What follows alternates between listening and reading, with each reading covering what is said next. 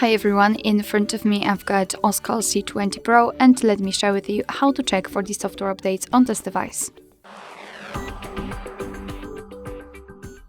So let's start with making sure that we've got the internet connection it is required, and then we can enter the settings. Now we have to tap on the system, tap on advanced, and as you can see here we've got the option system update, so let's tap on it.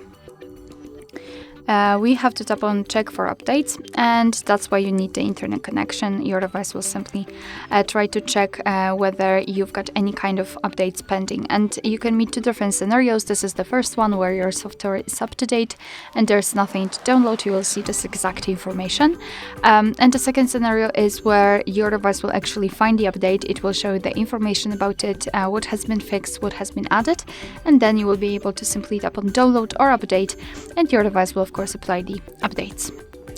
Alright, so that will be all. Thank you so much for watching. I hope that this video was helpful, and if it was, please hit the subscribe button and leave the thumbs up.